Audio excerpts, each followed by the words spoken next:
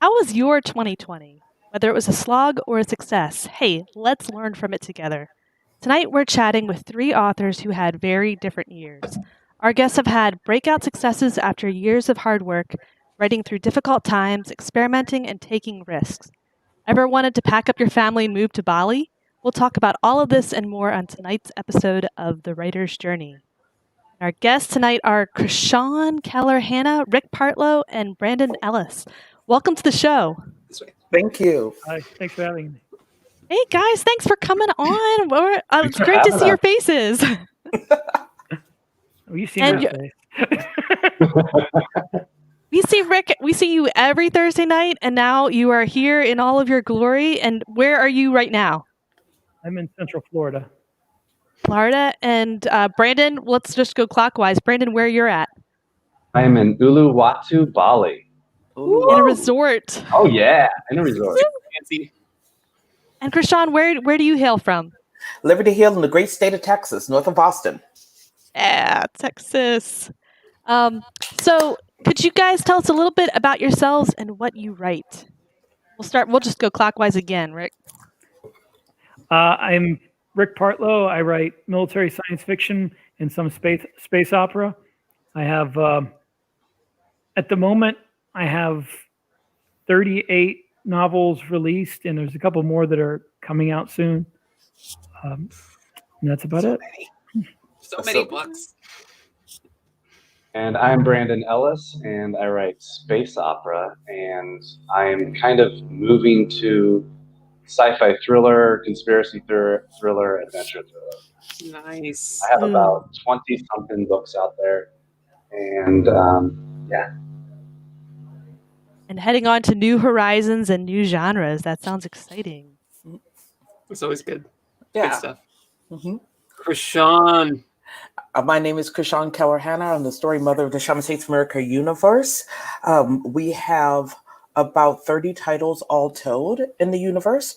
We're releasing another 8 titles this year. We're premiering War Priest, which is our first supernatural occult horror book, following Finished Gage. Curious Case Files for finishing up. And then we're going to be introducing our first comic book, The Wild Child. Ooh, This year. nice. Oh, and we're also releasing our first cozy mystery. It's a Monster Hunter universe, but each series has its own genre. That's what makes it unique. That's pretty How do cool. you- Cool. How do you come up with all of these different ideas, Krishan? It sounds like you're trying different genres, different even kinds of storytelling. Well, I read profusely. I read about 3 or 4 books a week, and I read all over the place. So psychological thriller, I love body horror. Stephen King we've been friends since I was like 12, and I'm almost 50 now. Cozy mysteries, nice fluffy stuff. I love it all. And I've always loved monsters. So I've created a universe where there's this secret society, secret government that hunts monsters, 2% of the population. So the those of us who can't see it don't have to worry about it. And just like the world in general, there's all different kinds of genres of storytelling. And I want to explore all of that. Not only that, but there's a lot of people who want to write in my universe, and they don't write just they write what they want to write, and I let them write what they want to write, and they come up with ideas, and I'm like, good or no, or can we talk about it? And that's where we are. So y'all just having fun. Yeah. Telling stories and monsters. I write Bringing Monster them Hunter word. stories with my friends. Yep. Well, we were talking in the group, in the Keystroke Medium group, about 2020 and about how it's been a difficult year on some levels, but also when we look back on it, we've learned a lot, we've grown a lot, we've seen successes and transformations, and it's interesting how a year that can have so much pressure can also have a lot of beauty and rewards and mountains climbed. So I thought, hey, who can I bring on the show that would really look at this year from different perspectives? And you guys came to my mind first, so that's what tonight's about. It's about celebrating this year. So just to see what your years were like, top 5 adjectives to describe 2020 for your year, what would that be? Rick, let's start with you. Productive, successful, transformative, and frustrating. Isolated. Well, Oh, yeah. I feel that one. Like all of me feels it. To my bones. I felt it in my bones, man. Isolated. Isolated's been rough. Mhm. Brandon, what about for you? And mine would be I got adventurous, difficult, joyous, powerful, and successful. And even though I wasn't that successful with selling books, I felt successful with working on my health and stuff like that. Which is important. Always remember your health. Yes. So for the Take care of your audience, moneymaker. yes, that's right. So for the audience who hasn't heard of you and your story, what has been 2020 for you? Because you did something really cool this year. Okay, so we packed up, we left our house January, put everything in storage, and flew to Bali. And we were just going to be there for about 5 months. The idea was to save money from the book money that I'd receive and from my wife's, she sells essential oils and all that stuff. And so we're going to be here 5 months and then go back. And that didn't happen. And so we've been here for almost a year, and it's kind of like, I don't know if I want to go back. It's really nice here. People are great, and we're lucky COVID hasn't really, knock on wood, big time, knock on wood. COVID really hasn't hit Bali. And we got really lucky because this is one of the Chinese destinations for tourism. It's huge. There was 10,000 people coming in a day from China before COVID. And anyway, we haven't really had it here, so nothing is really locked down, nothing is isolated. We can go freely, but we do have to wear the mask. That's mandated. And but restaurants, everything's open. So we got kind of lucky. Wow, that is very cool. I read the book 4-Hour Workweek by Tim Ferriss. Have you read it? Is that part of what you were thinking? I have not read it, but I listened to his podcast. Okay, yeah. Yeah, so his whole thing is about like remote working, but live anywhere you want in the whole world, and you can even do this with a family, as long as you can pick up your work and take it with you. And as full-time authors or as freelancers, like that's part of the dream, but you're actually living that. You're not just thinking about it or reading about it or hearing on the podcast. You're actually upping and doing it. And I'm lucky because of my career choice. I can be anywhere. And even though I didn't make as much money as I did last year, I made 6 figures last year, and I was hoping to double that this year.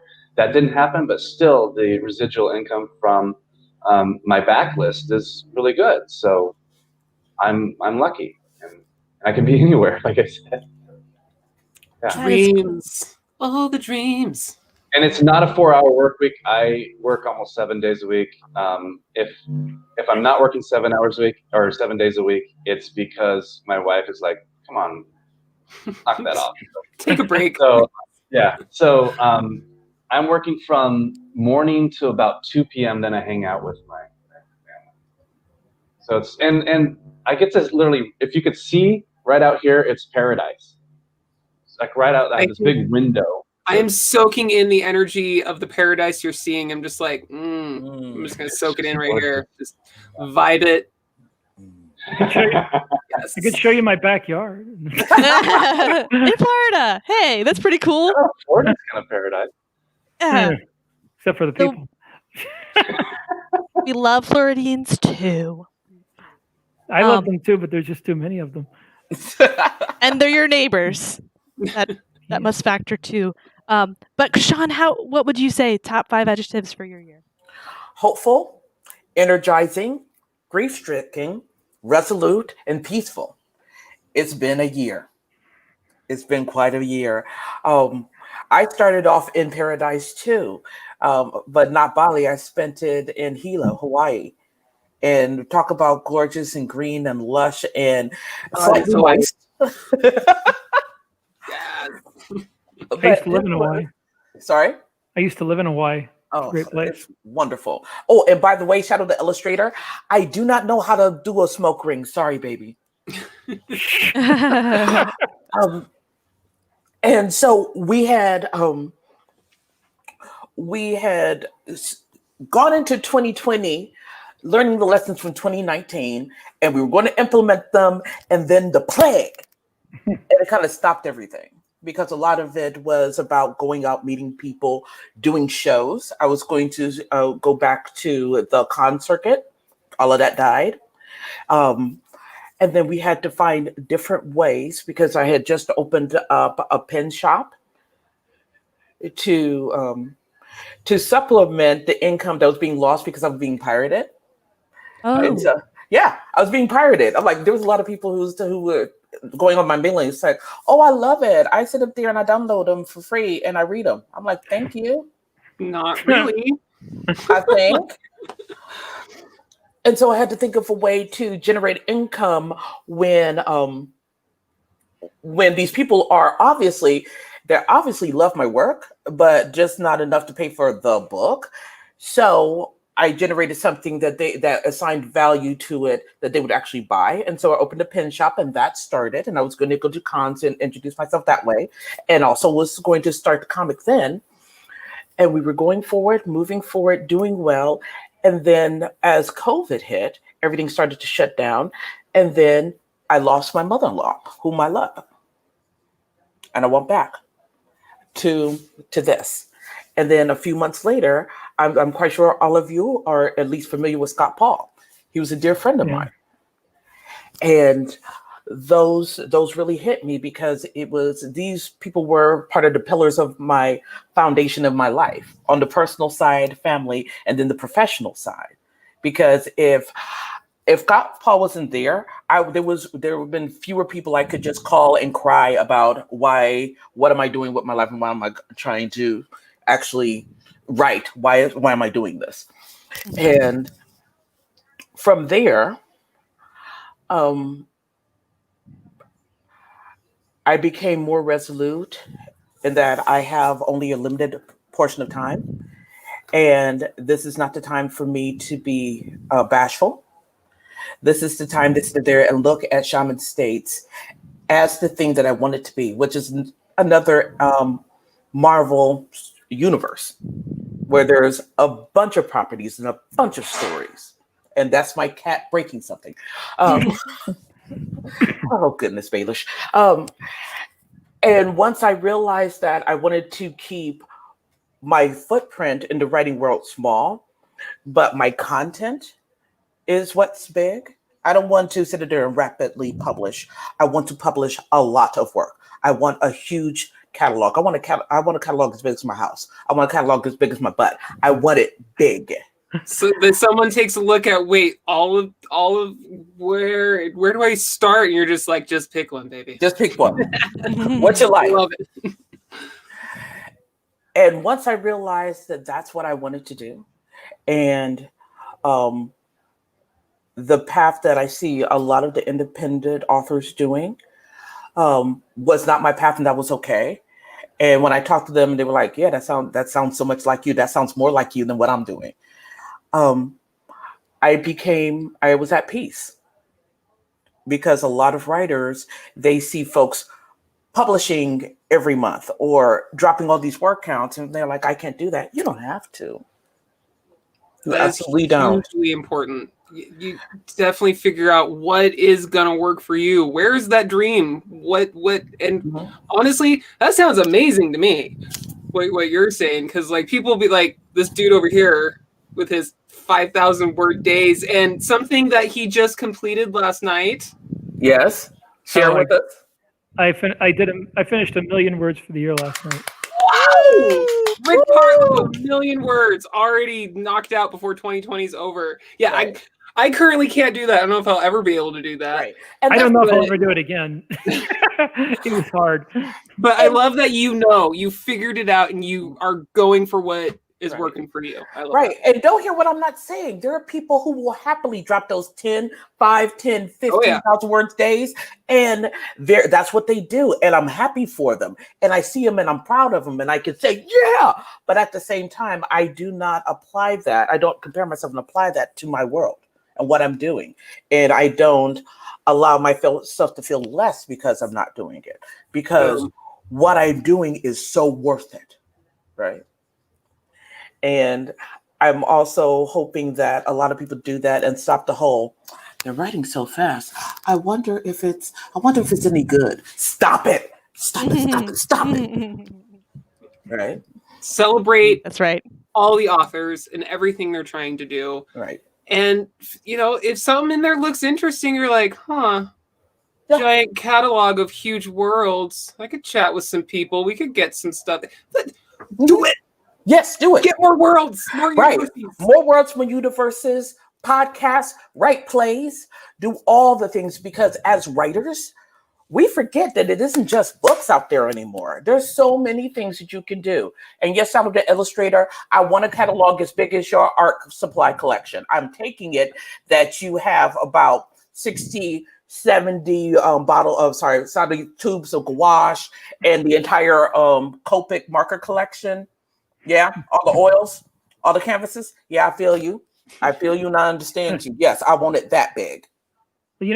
One of the things that was frustrating about this year Mm-hmm. and isolating was, she mentioned it, the lack of conventions, because writing can be a very isolating profession, and aside from 20 books to 50K, which I've gone through 3 years in a row and was going to go this year, Right. I got a attending professional invitation to Dragon Con, and Nice.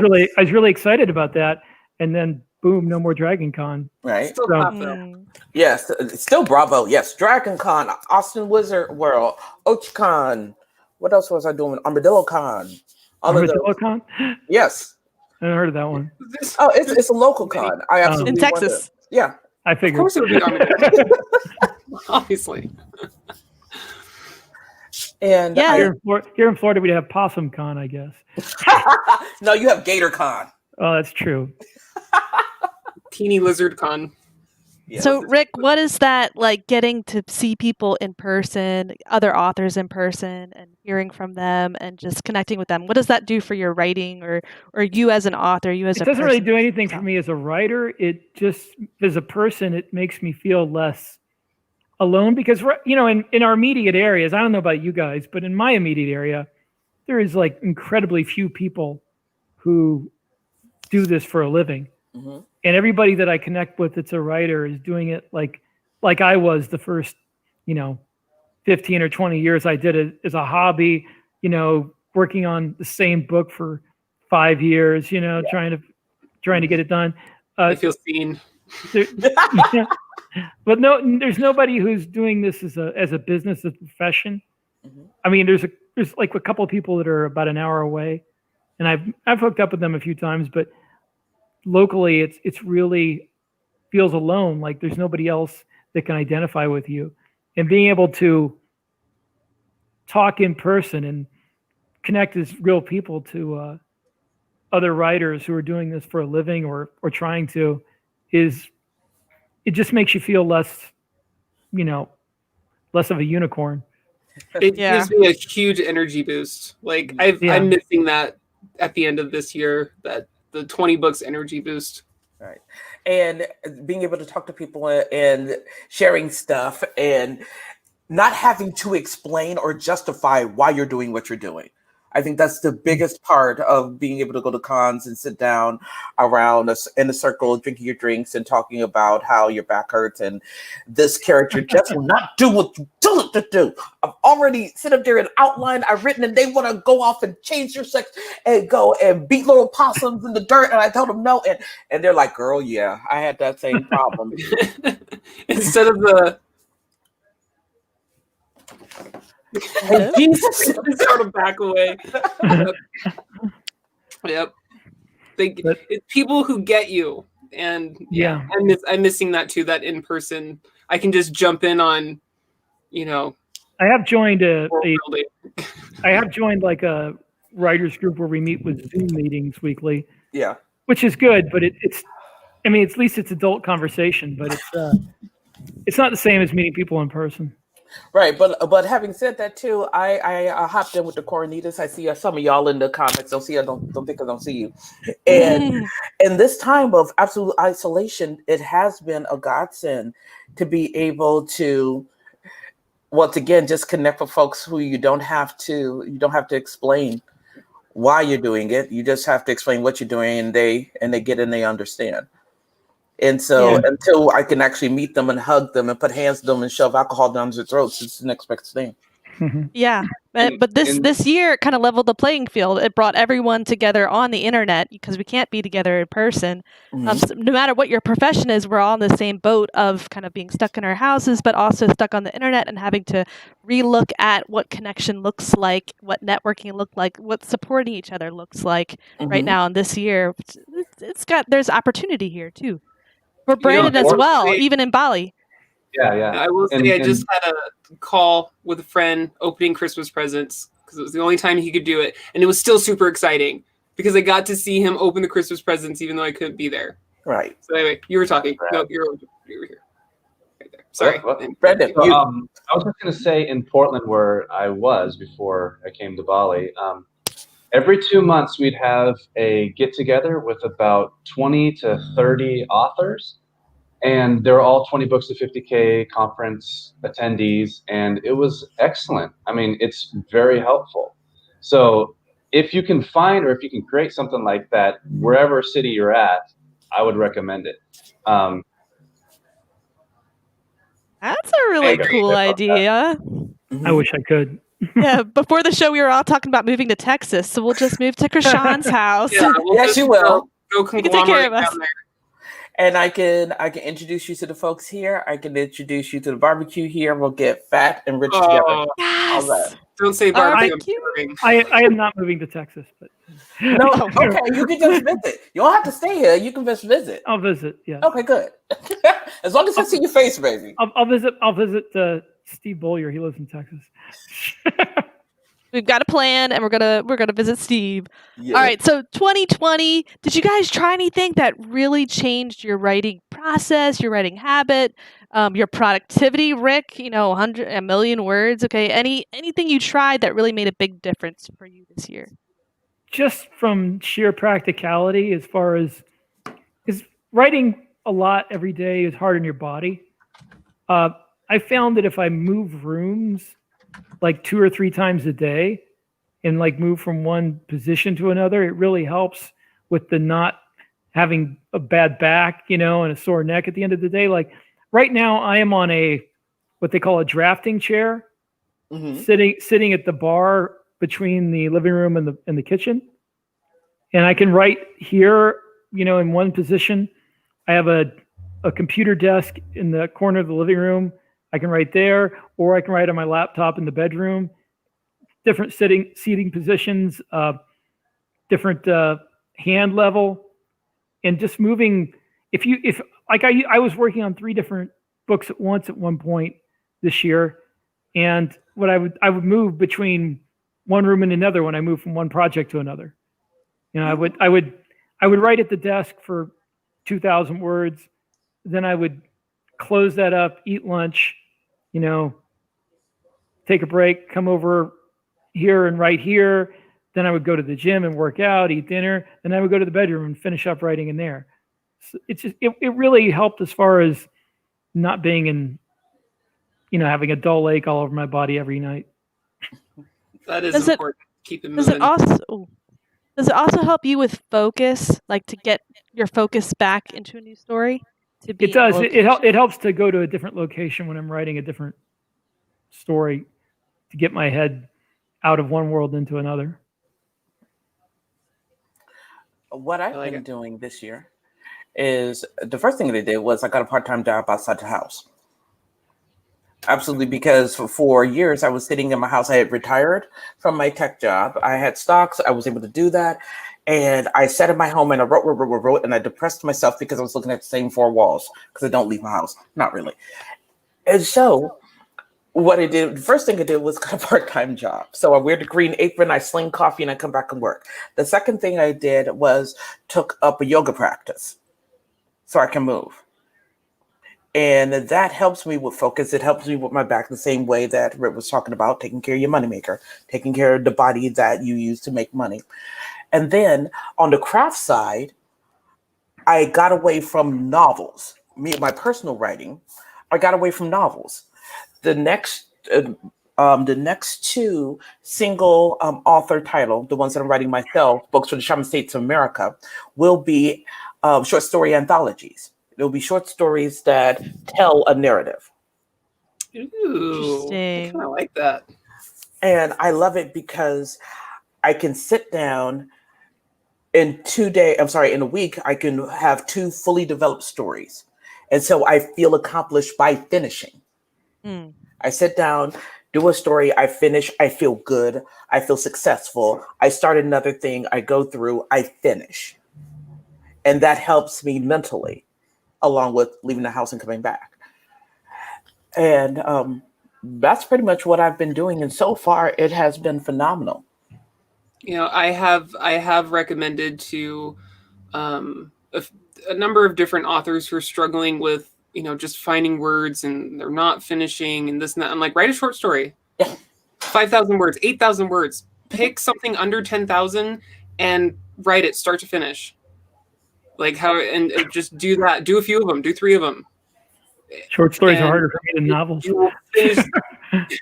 It can be. It can be because being succinct and putting all that in and getting to the point, showing everything and getting the beep out of there. I don't know if I can cuss on here, but just getting up out of here, that's hard. So, Yeah, then, you know, but also, you know, I'm just probably going to be on a tangent right now. I'm sorry. The short stories really super hyper focuses like your character, you know, the world building, what is actually important in what is currently going on. Because you have 6,000 words, you have 8,000 worlds to build an entire character and have people fall in love with them or hate them.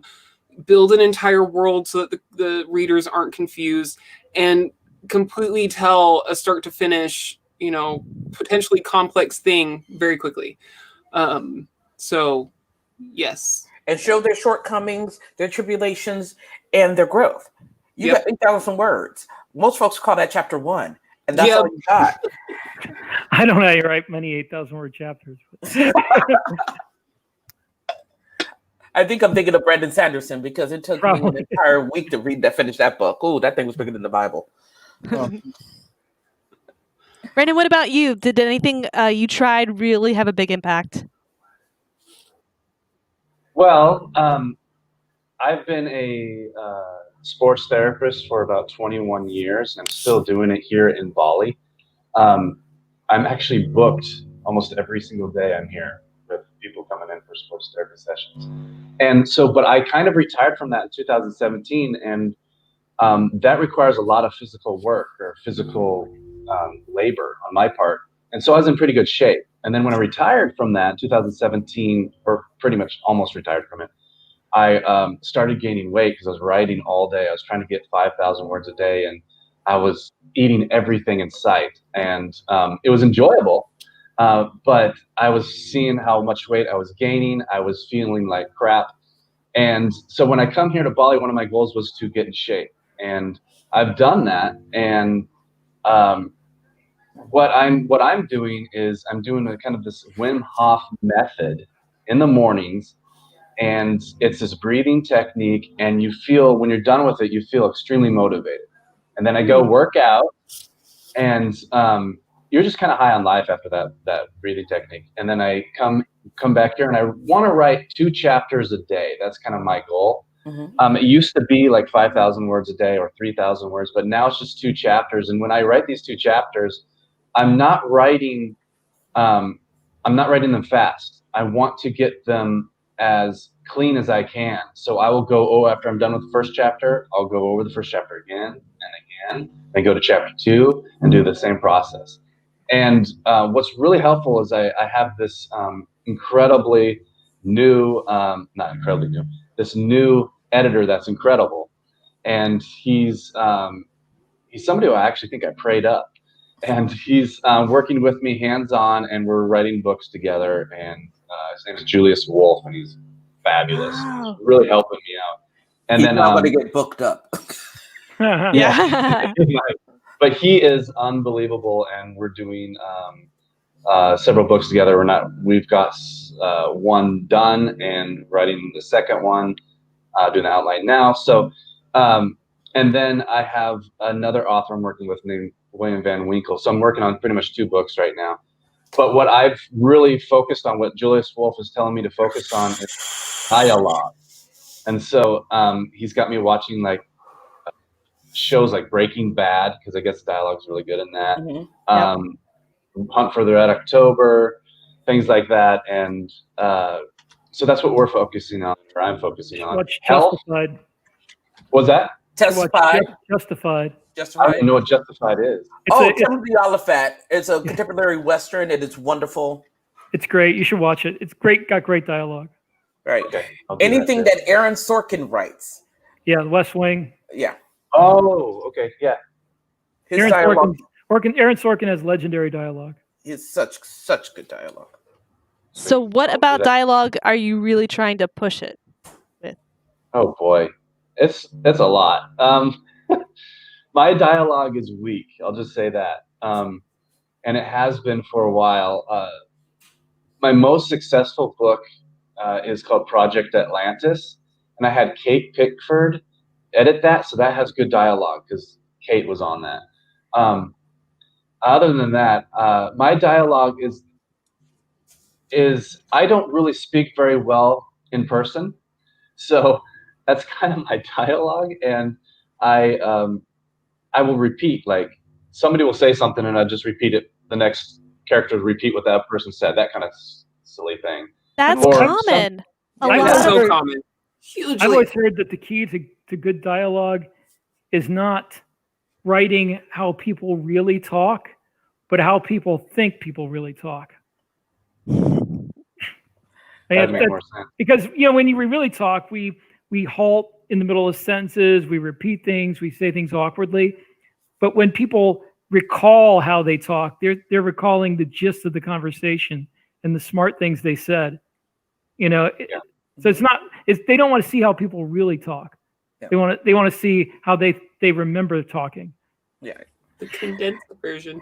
And not only that, but focusing on dialogue is really important, at least to me, because I come from a theater background where you don't have a lot of words of exposition. You don't have establishing shots. You have the people on the stage telling you what's going on and creating that atmosphere with the words.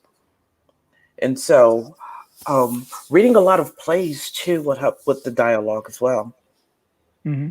And I also want to point out something Brandon said right at the beginning was, I'm focusing on, I want to write 2 chapters a day. Mm-hmm. It's not 5,000 words. It's not 3,000 words. It's chapters, whatever those end up being. That chapter could be 800 words. The next one could be 300 words. Next day it could be 1,000 words. It could be 3,000, whatever it is. But it's the focus on that section of storytelling. And I love that because there are many different ways to give yourself a goal. It's not just a word count. It can be something as different as just a chapter or maybe a scene or whatever have you. So I just wanted to point that out because I love that, because that's what I do. I think in scenes and then I think in chapters. Because sometimes like a scene for me actually could be several chapters, and then that one gets broken down sometimes depending on what it is. Anyway, long story short. But yeah. No, that makes perfectly good sense. And here's another thing. Scenes and chapters, in my view, are kind of better than focusing on words because there is a finite number of scenes and chapters to a book.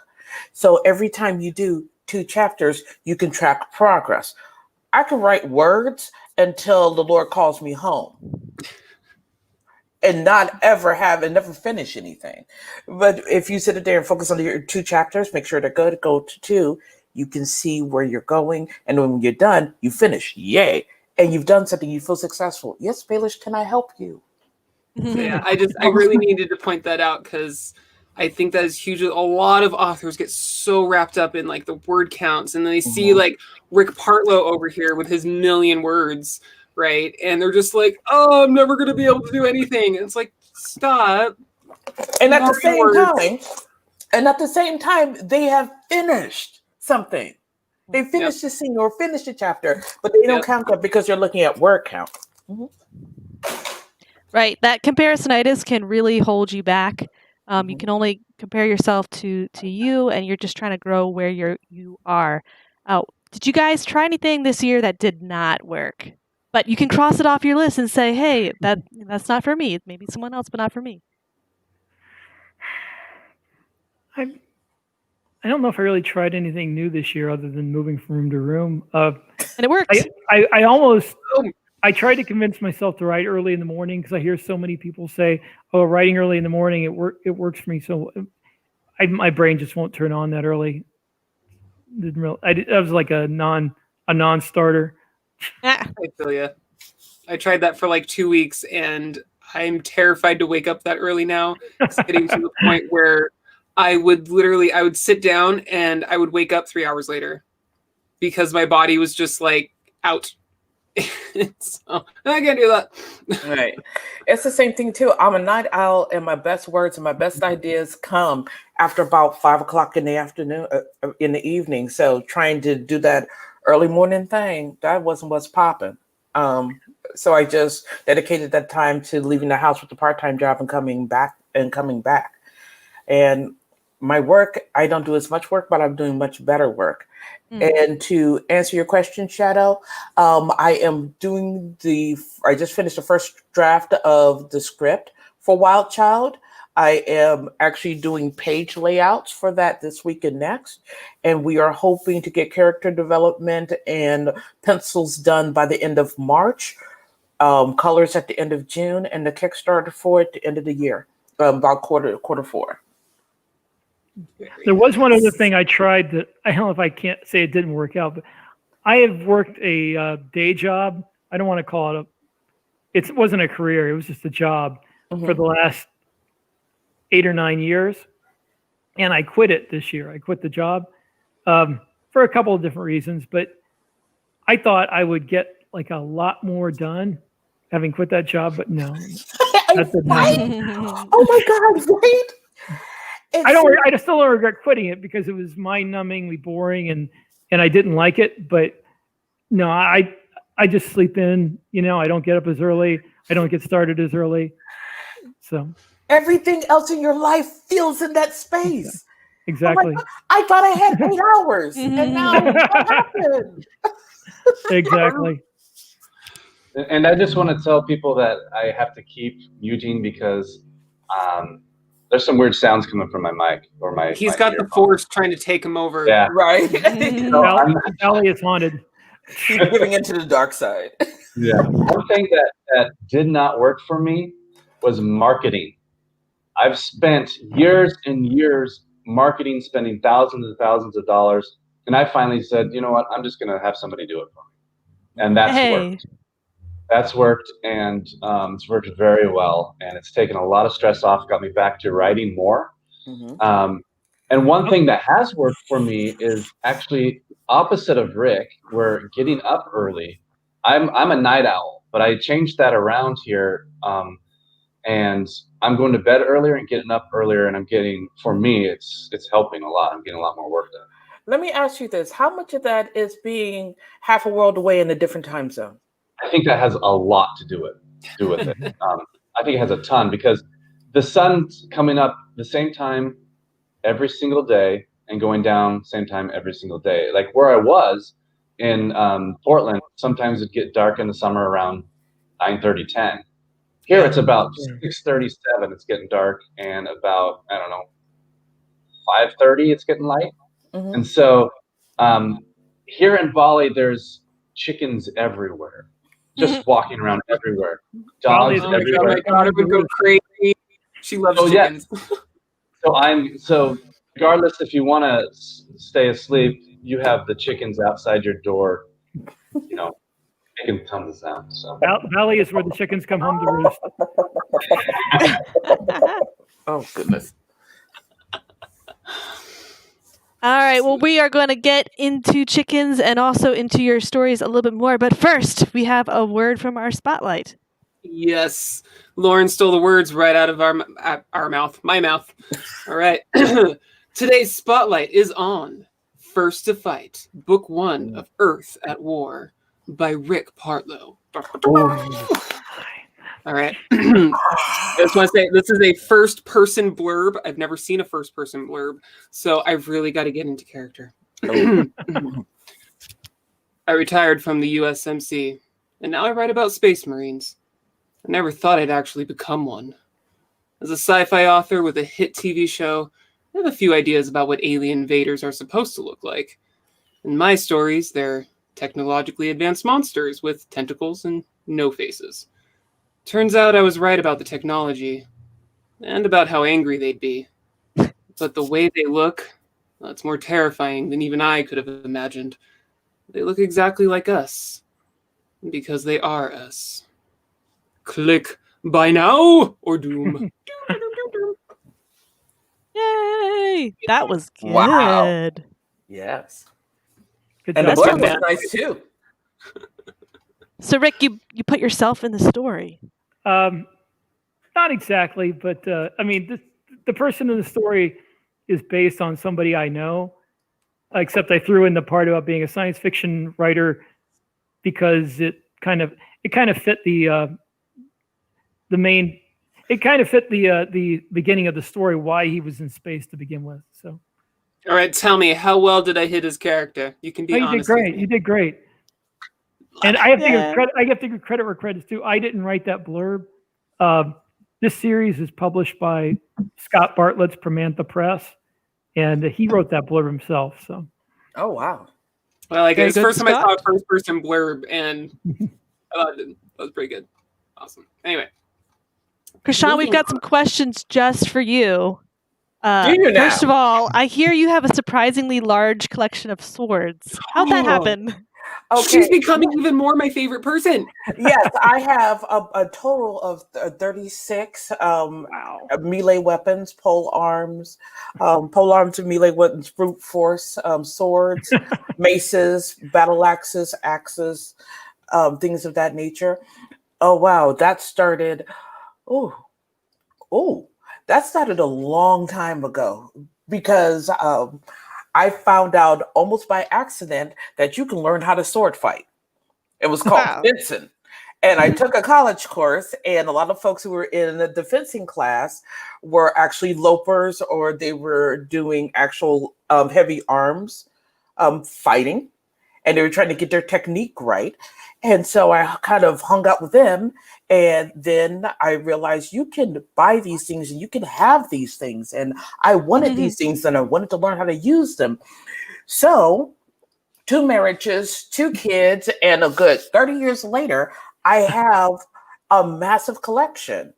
And yes, show us the goods. Do you want me to go get? Kayleen's got a knife, guys. Do you want me to go get my katana, Kayleen? Yes, we do. I should go get Yeah. my pink one. Krishan, is anything I within hope- reach that you can show us? Show There's- and tell. Show there's- and tell. There's nothing within reach, but there's something. If you give me 2 hot minutes, I can go get something. Okay. I'll bring my 3 favorites. How's that? Yes. Okay. For people that are listening on the podcast right now, we're sorry we're having a little bit of show and tell. I just showed off the knife that I keep literally at my desk at all times. I probably could grab a few more. I have one that's actually a pipe. I don't know if I can reach it though, because I'm attached to earbuds. I back a long time ago, I read S.M. Sterling's Island in the Sea of Time, and it made me want to buy a katana. Oh boy. So I found one that was fairly cheap yet still decently made, and I still have it.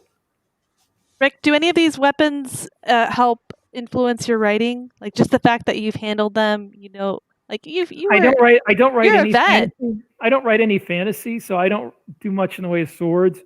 But as far as guns, yeah, I mean, knowing how you're knowing the tactics and the actual mechanics of shooting a gun have worked their way into a lot of military science fiction. Yeah, that kind of sets the genre apart from other genres, that there's the realism of the weapons and the strategies and the use is part of the story. Here she comes. Yeah, one thing that I've definitely done that has improved my writing, I know we're not asking me, but I'm going to interject based off of what Lauren was saying and asking Rick, is talking to people who have actually experienced and used that is awesome. Oh my God. I need to get on Giant Krishan's sword, level. guys. I feel like goodness. I've run into the harem guards from Aladdin. Yeah, it's like a scepter or a scimitar. This is a Let's see. giant, pointy, sharp sword, guys.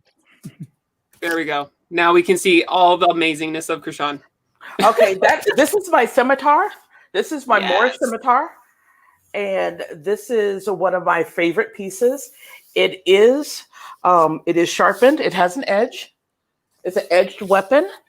And I have fought with this because I was cosplaying as a Moor. And I also have a smaller sidearm.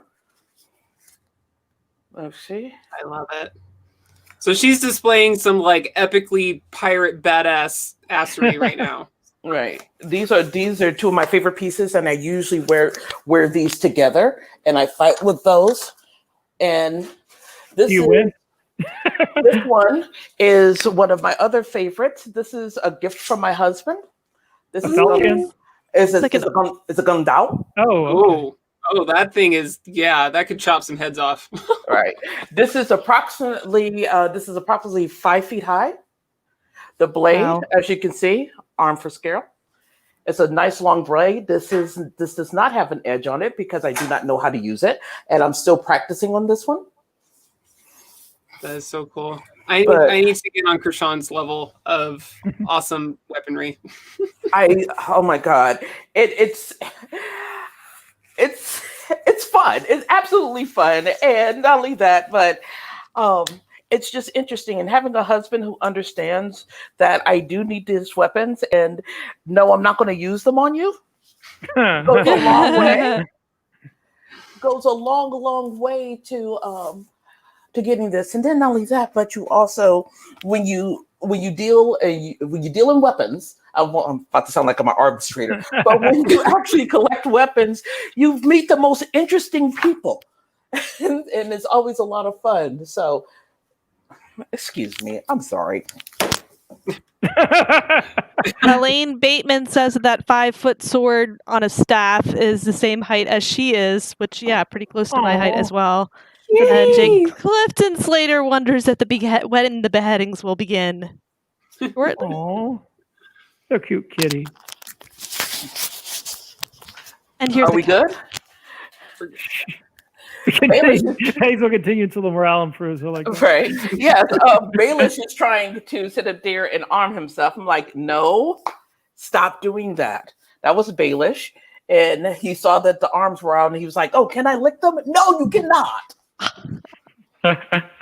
Stop licking the sword. Someone needs to put that in the book. Wasn't there a movie where the cat licked a knife that one of the heroes whipped around and thought it was a person coming up behind him, but it was a cat, and they licked the knife or something? Yes, I forget what it was, but yes, I always think of that. And he's all like, oh, there's a tassel. I can play with it. I'm just going to give up on that cat. Okay. You can't control the kitties. Cat, you're on your own. Mm-hmm. All right, Krishan, I cannot think of a good segue for this to go from something happy and joyful to something tough and hard. 2020 has been a hard year for us, but for some of us, harder than others. And creative writing it's an endeavor like no other, but it can be crushingly difficult to do when you're going through real struggles, when you're going through tragedy. Mm-hmm. So could you tell us a little bit about how you're able to balance what you went through with your mother-in-law and losing her, and probably you were struggling before then, as you know, mm-hmm. in those months. How'd you do that? I will get to that, but first, Nathan, yes, I do have armor. I have soft leather armor, and I have Moorish cloth armor, padded armor, but those things are actually in cases upstairs, and that would have taken me a long time to come and pull all that down for you. Shadow, I can just say that there is a way, and you find your own. I'm not trying to be cute, but it's like everyone is different. Find a weapon you like, and then get more of them. This is the way. This is the way. Yes. Come on, high five me, Rick. Do it. Don't leave a bacon. Yes. Wait. Yes. Oh, wrong hand. There we There go. you go. when it comes to dealing with depression and disappointment, the first thing you have to ask yourself is, why is it that you're doing this? Because most things, like the adventurer and the hero in the book, they can make a lot of decisions. They don't have to decide to go into the direction that's going to lead to a demon overlord that they have to kill, or a dragon. They can decide to go home. They can decide to go in the other direction, but they keep pushing in the direction of the story. I had to ask myself some really difficult questions. Why do I insist on sitting down and writing words every day? Why do I insist on making art every day? Why do I insist on creating Shaman States of America book by book? And it's because I absolutely cannot do anything else.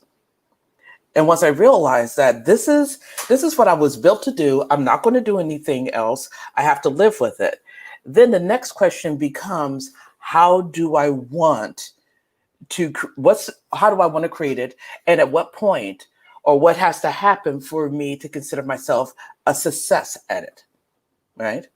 And from 2016, when I started, to 2018, going into 2019, especially, I thought it was the rapid release stuff. Because remember, my friends, as in the people that I talked to on the phone, were folks like Craig Martell, Michael Anderle, Scott Paul, all those folks who were building these things, right?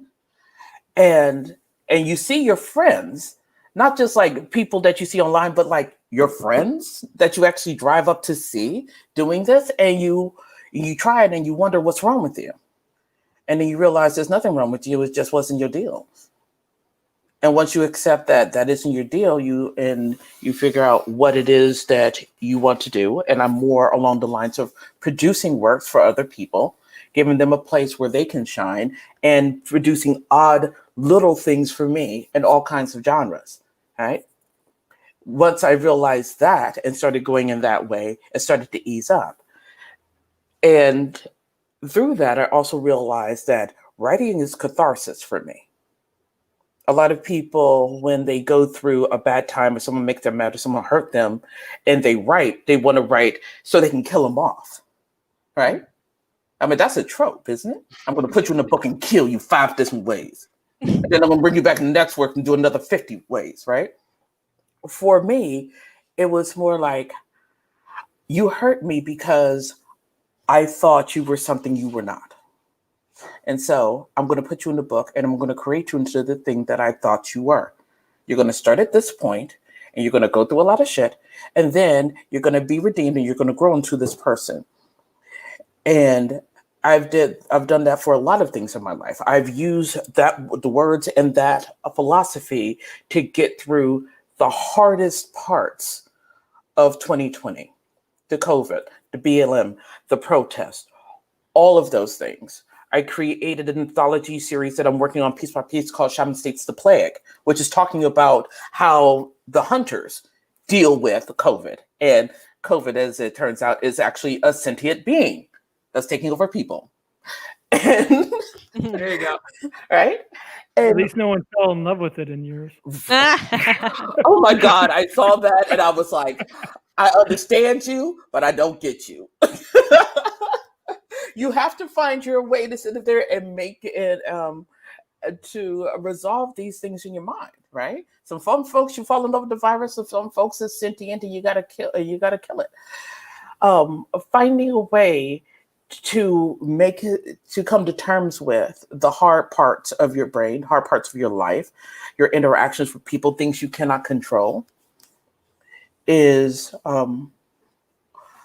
one of the most profound things I've learned how to do in 2020, because we can't control being isolated. We can't control this plague, but we can control how we think about it.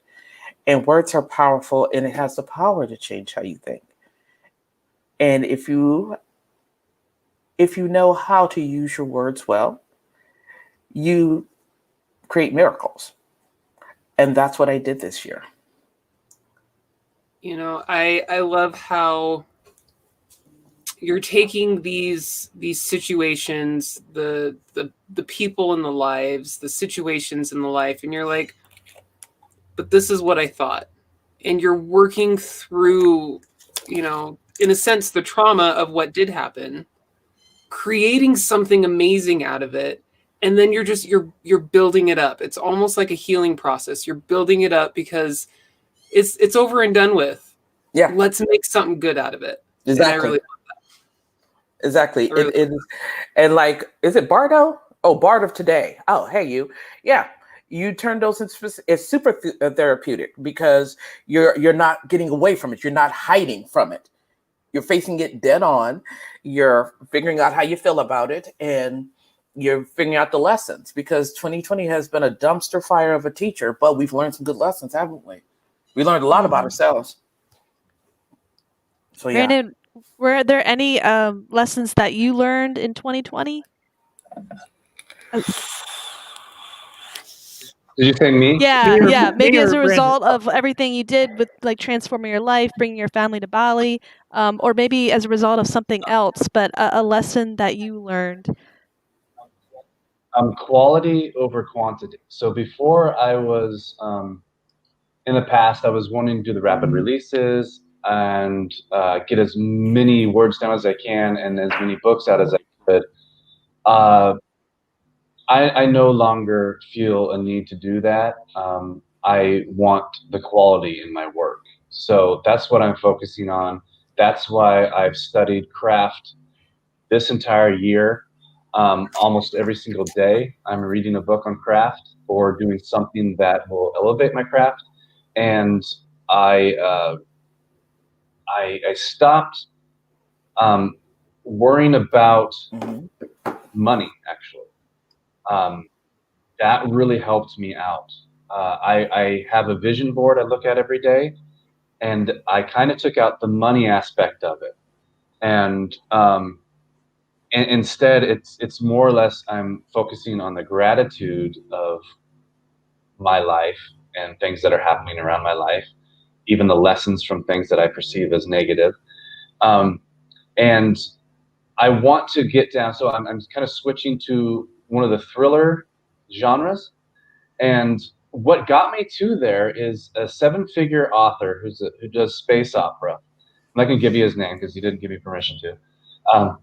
He contacted me and was kind of analyzing my books with me. And he says, you write mostly either it's not really techno thriller, but it's thriller. And you're trying to incorporate that in your space opera, and that's just not really going to work. You should focus on what you love. And I was like, because I love science fiction. So what I'm doing is I'm doing kind of this James Bond meets X-Files type of thriller, nice. and it's a freaking blast. And it's a mystery because with my space operas, I'm constantly doing these mysteries, and it's like a detective thing. And so I'm focusing on making those as best as I can with my editor and co-author, Julius Wolf, and it's coming out really well. So instead of hitting, like last year, I launched a lot of books. This year in 2020, I only launched 3, but I believe they were way better in quality than my last books. So, and jumping into this new genre, it's you kind of need that quality more than the quantity because people aren't really, and I don't know if this is true, but the trade pub authors aren't really doing the rapid release, and so I'm reading a lot of their books. That's definitely true. So I'm reading a lot of their books and wanting to hit that market. So let's see. I don't know if I'll be able to, but we'll see. Experimenting. That is definitely one of the biggest things for 2020 that I can condense it all to. The year of experimenting and, well, that's not working. Well, let's try something new. Yep. And Rick, you had a big breakthrough book. Contact Front is really beloved by your publisher. When I talked to your publisher, they're like, please send us more Contact Front. If you know any authors who can write another one of that, send them our way. I just checked out your reviews. Over almost 800 reviews, most of them 5 stars. So the audience is loving it too. But I know that this book was not your first book. This book was a result of a lot of hard work. Yeah, I mean, it's funny because it was around my 20th book, and it wasn't.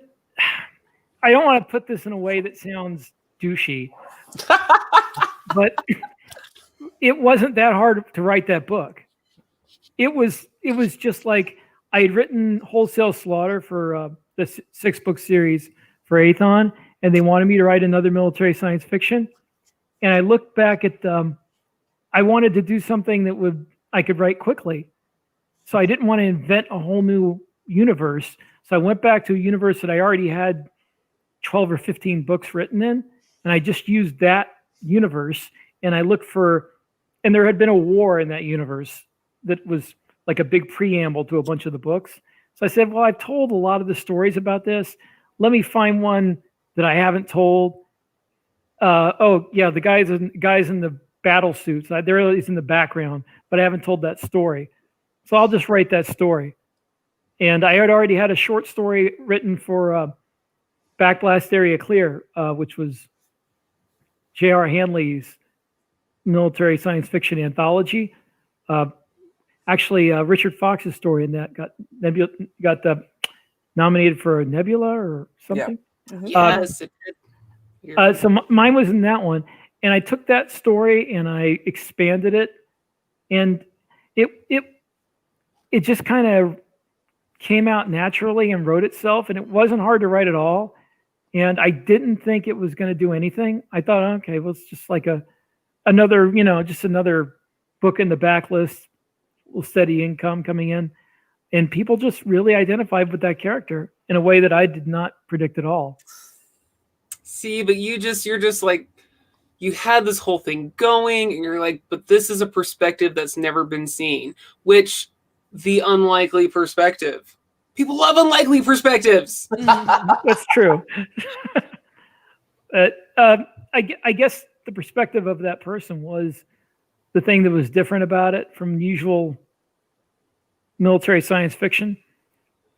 But that's always been something that I try to emphasize. A lot of people try to emphasize the technology. They want it to be realistic, or they want the universe to be really expansive, or the tactics to be very realistic and relatable. I've always thought that if you get a character that people remember, it really doesn't matter how realistic any of the rest of it is. I mean, there's a book called Armor by John Steakley, which is one of my favorite military science fiction books, and considered a classic in the subgenre of military science fiction.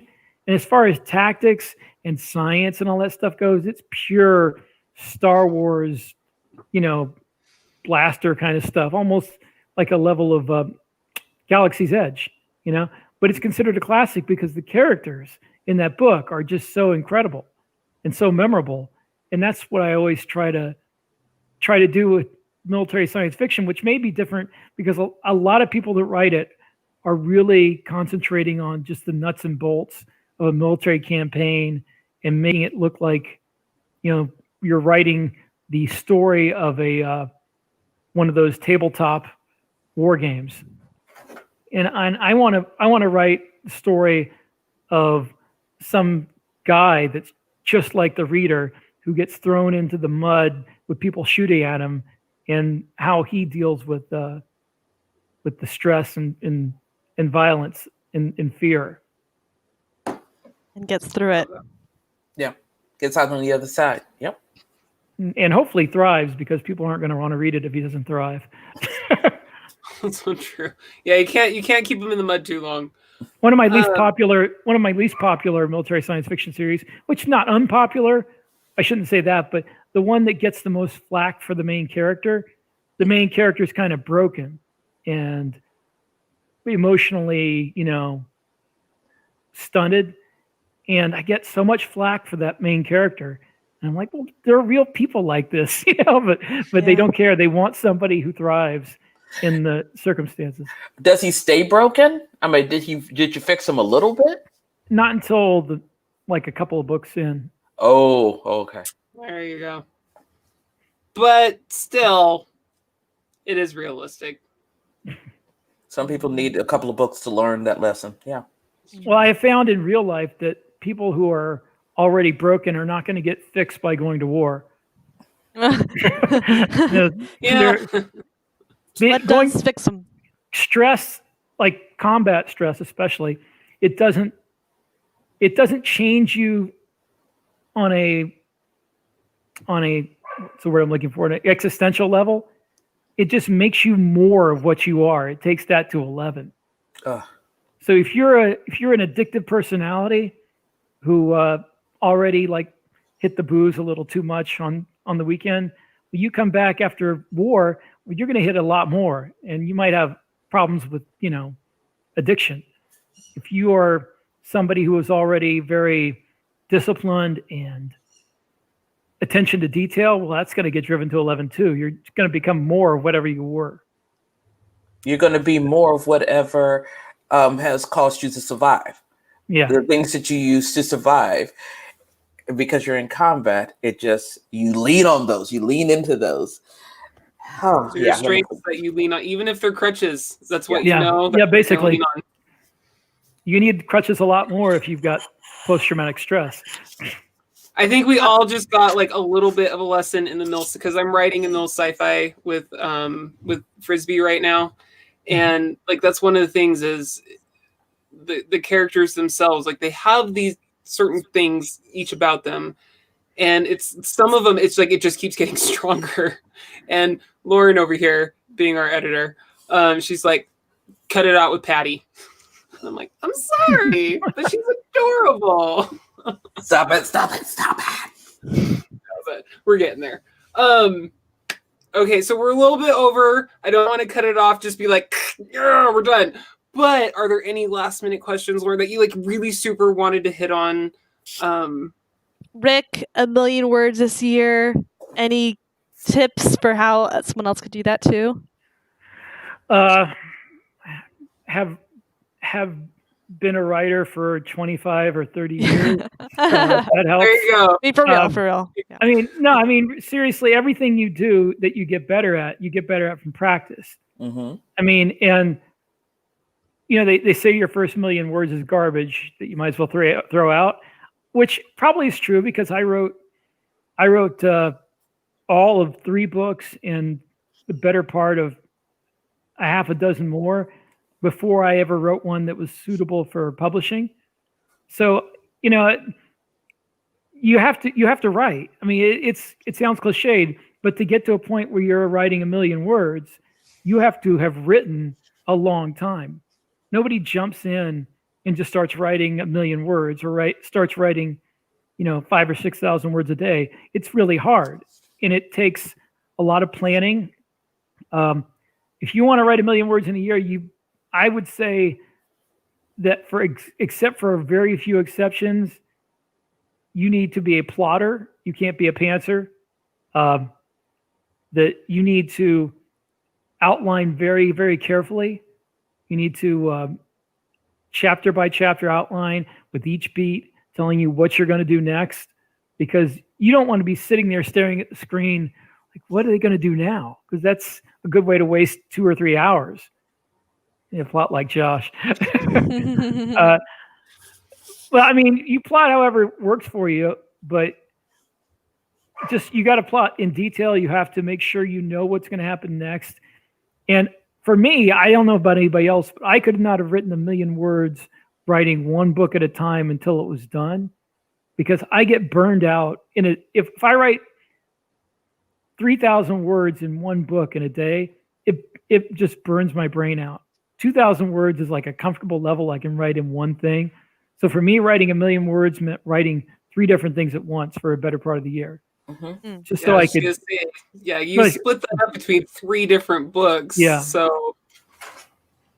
Yeah, that's 3 different series going on at the same time, and they were all different enough that it made it easier to jump between. The only thing if I had to do over again, what I would have done differently is all 3 of them were first person.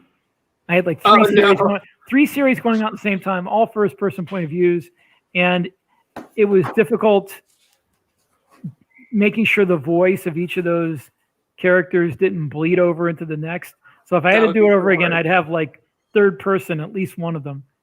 But that's the key for me, is just plotting carefully, working on different things at once, and having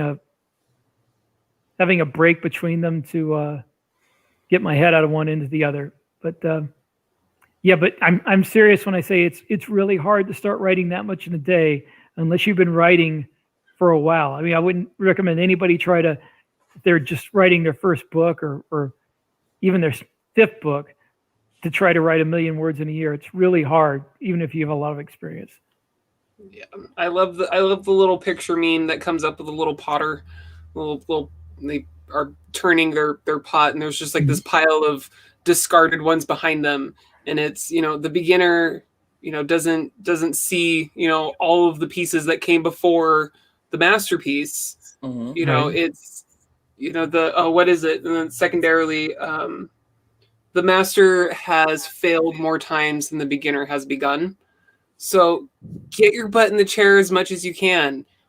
Even if it's 7 words, even if, like, what was it like that Scott had said that one day? It was just, I think it was like 7, where he just wrote 7 words just so that he could have something that day. Well, he remember, got his butt in the chair and did something. Also, remember, there are no wasted words.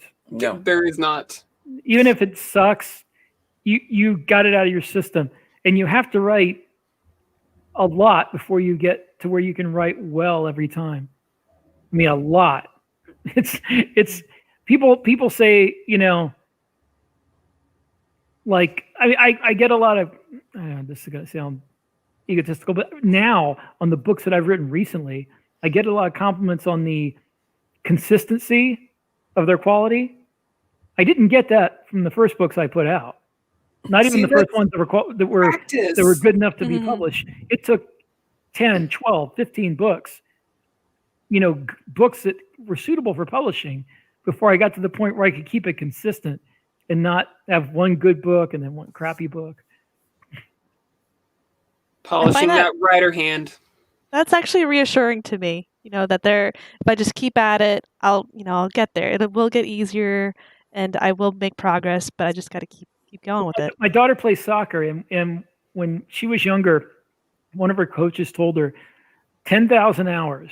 You have to practice 10,000 hours at something to be like an expert at it.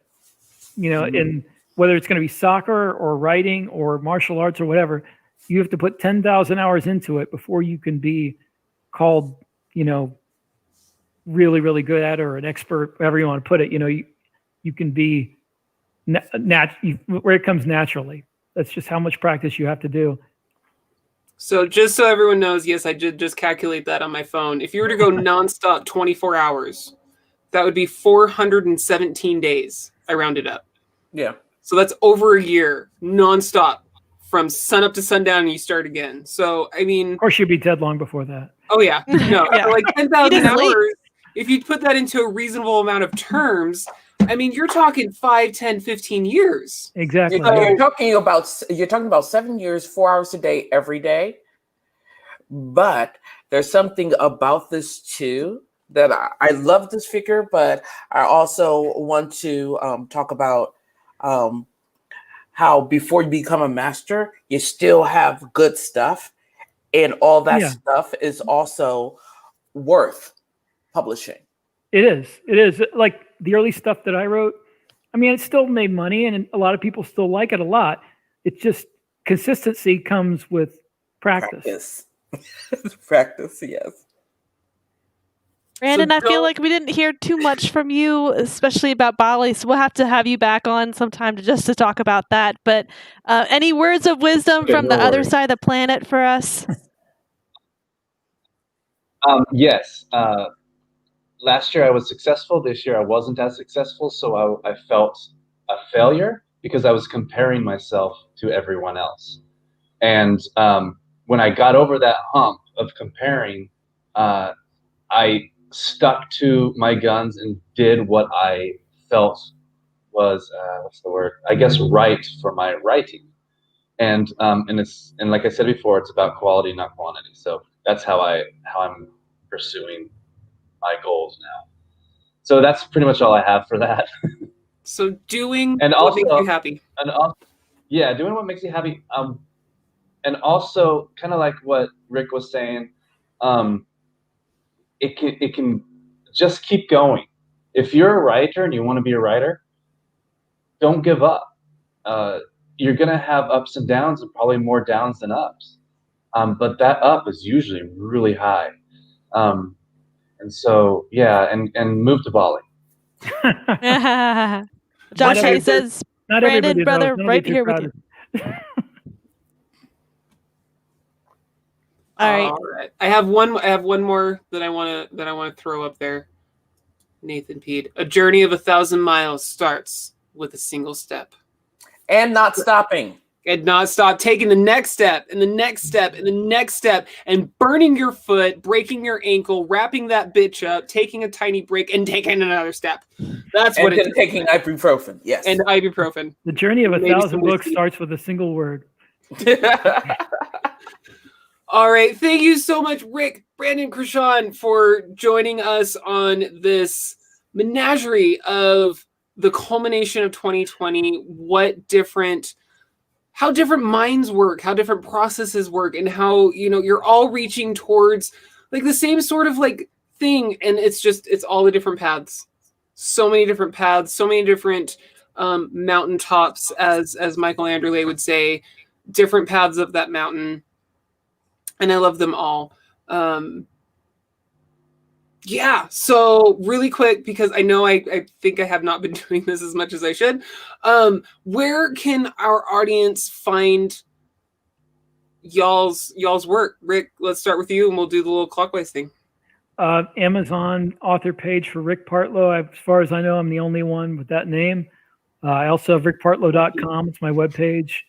And on Facebook, a pretty active Facebook page. It's facebook.com, Duty Honor Planet. There you go. And- All right, Brandon, And I want to say one more thing. Is that okay? do it. So one of my goals as an author was to be on Keystroke Medium. And I even told Josh, I don't know if he remembers, but I told Josh years ago, I think 2 years ago, that if I make $250,000 in 1 year, you're going to have me on. And so about 2 days before Lauren contacted me, I was riding my little scooter, and I was thinking, I was like, I want to be on Keystroke Medium someday. I got to make the 250,000 so I can get on there. And then 2 days later, Lauren messages me. I didn't make 250,000 this year, but it was pretty cool. So I was going to say, I wish I had. So, but how you can get I guess look at my books is always on Amazon, Brandon Ellis, and then BrandonEllisWrites.com. And I have a really cool newsletter if you ever want to go to that website, and you can get a free book and you join my newsletter. But I write my newsletter. I put about four times a month, and it's kind of wacky things in history that is like sci-fi, like ancient aliens and all this woo-woo stuff, and it's really fun. And I get a lot of feedback every time I write something newsletter there. So you might enjoy that. That's how you can get a hold of me. This from the boss man himself. He says, Brandon, you're on the list of authors to kick off season 6 of Live. Nice. There you go. And I just want to say, I just love that it's one of your goals to get on Keystroke Medium.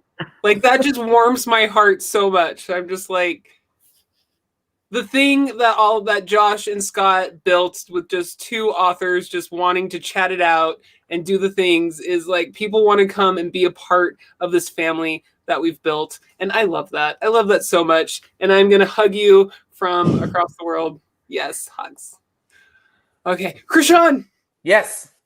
I'm on Amazon. Krishan Keller Hannah. Just Google that. Shaman States, ShamanStates, ShamanStates.com, Instagram /Shaman States. And we're on the Tickety Talks starting 2021. And we're going to have an ongoing mini podcast radio show on TikTok where I'm sharing very short stories about facts and figures and things you should know about the universe you're now finding yourself in. So find me there.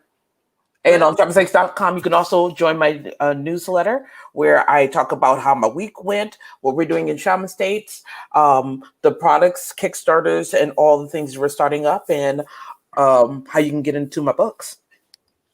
I just have to say, that is an interesting way to use the TikToks. I have not TikToked I've seen Right. some of the talks with the tick, Right. and so I find that interesting. Finding new ways to use social media to engage your audience.